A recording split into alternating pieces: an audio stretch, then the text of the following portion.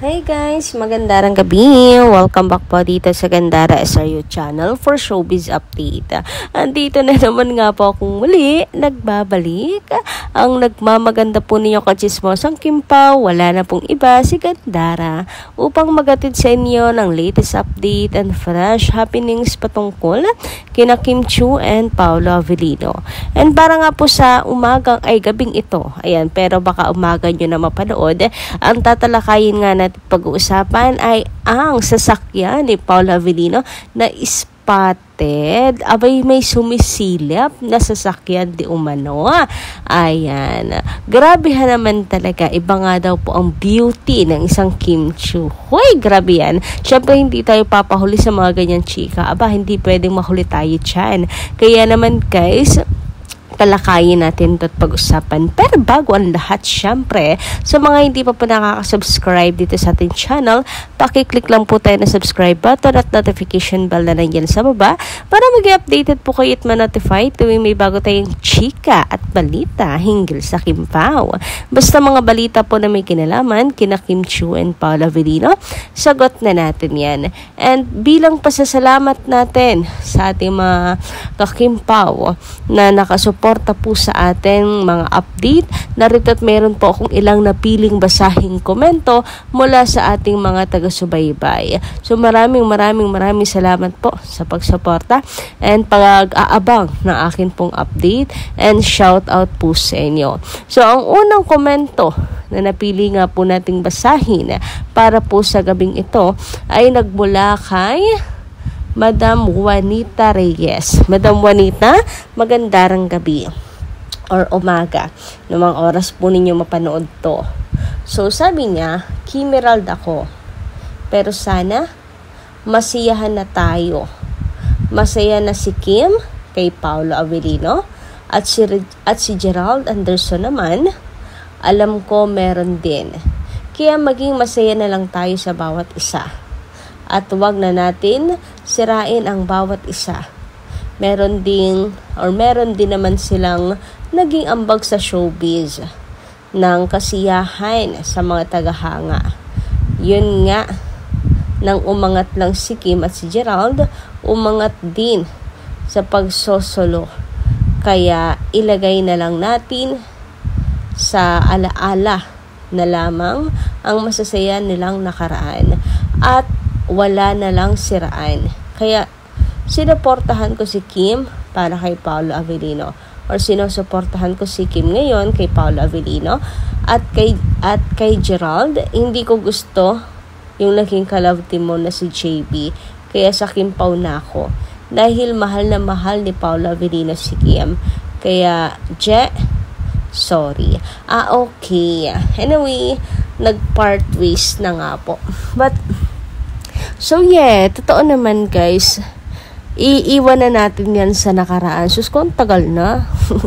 Kauna-unahan pang unang panahon. Iwan na natin yan dyan. May maganda rin naman ngang naidulot, diba? Meron din namang, napasaya naman na po yung mga fans and tapos na yung era na yon. Let's face the present dahil yun po ang mas importante. Kasi nga lagi ko sinasabi sa inyo, kapag tayo po ay laging nakaano po sa nakaraan, nakabaon, hindi po tayo magiging masaya. Live your life to the fullest. Kaya naman, mamuhay tayo sa kung ano po ang present. Mamuhay tayo ng niyayakap yung present, gawin yung mga bagay na maaari pang gawin dahil yun po yung makakapagpasaya sa inyo. Hindi yung nakaraan na may mga dahilan kasi yan kung bakit nakaraan na ito. Kaya iwan na po natin yan dito. So ngayon, Kim Pao po ang meron, and ang Kim Pao po ay masasabi kong nakatadhana mangyari ang lahat. Kaya Kim Pao ang pinagtagpo. Nakikita ko rin naman po ang saya ni Kim Chiu. Maganda ang dulot ni Paolo kay Kim when it comes to career, maayos, 'di ba?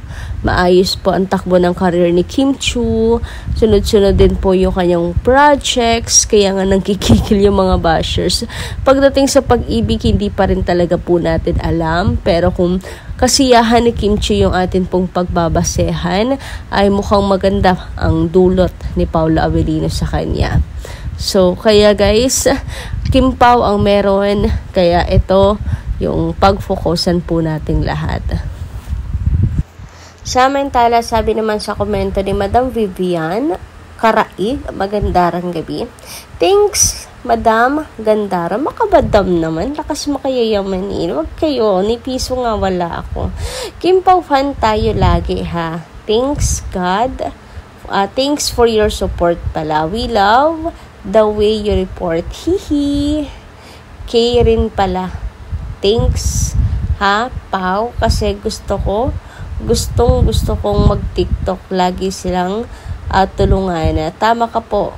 Business niya dapat mahalin. Tama ka po, Kim. Huwag kang masyadong generous po. Kasi business yan. Dapat sila bumili. Laging gusto, laging libre. Huwag ganon. Investment nyo yan. After all, you're so lucky. Thanks, Pao. Love niya si Kim. Kim, advice ko lang and take care of everything. Sa totoo lang, lalong swerte silang dalawa, Ate Lakam. Thanks, lagi kang nandyan po. Best advice siya niya. Then, sa The Alibi, wow, sure winner yan. Please ipalabas na po yung mga bashers na yan. Ignore na natin po sila.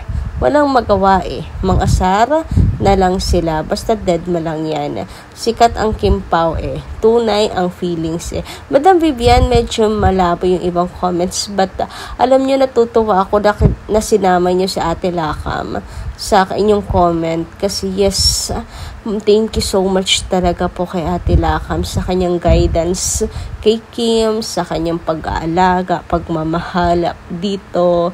Ayan, andyan siya for Kim always talaga. Nagiging assistant, nagiging bodyguard, kapatid, nagiging nanay, all in one na talaga sa Ate Lakam. Grabe yung pagmamahal niya kay Kim. Kaya sabi ni Kim, naalala ko sa birthday na Ate Lakam, message niya, kung bibigyan siya ulit ng pagkakataon na mabuhay ulit sa Ate Lakam, yung gusto pa rin niyang maging ate kahit in a form of mosquito na siya sa Ate Lakam, at si Ate Lakam yung hihilingin niya na maging kapatid. How sweet, diba? Isang patotoo lang yan na talagang grabing napakaswerte ni Kim kay Ate Lakam. About naman sa Kim Pao, yes, sa The Alibi, sana nga po makot din yan ng mga awards. Hindi pa man napapalabas, pero awards agad yung pinag-uusapan natin. Ayan, kasi ito yung bagay na kaya nating isampal sa mga bashers na nagsasabing hindi deserve nila Kim and Paolo ng bagong project, etc. Anong hindi? Mag-antay lang kayo. Charot. Anyway, dumako naman nga tayo dito. Grabe, naalala niyo ba to? Ito yung nasa reels ni Kimi And alam niyo ba, grabe naman talaga. Sa sobrang tahimik ng Kim Pao nitong nakaraan, na board ata yung ilan sa ating mga Kim Pao fans. Na board yung ating mga admins. Kaya binalikan ang ilang mga update nila Kim and Paolo. Then, ayun, meron pong nakita. Nakita. Saka board daw man ng mga Kim Pao natin ay ayun, biglang biglang may nasumpungan na ayuda. Huy, grabehan nga yun. So, eto na nga. Merong sumisilip kasing kotse dyan. Sabi nga nung mga nagko-comment, grabe, ang haba ng hair ni Kimi, iba ka talaga, may taga-sundo.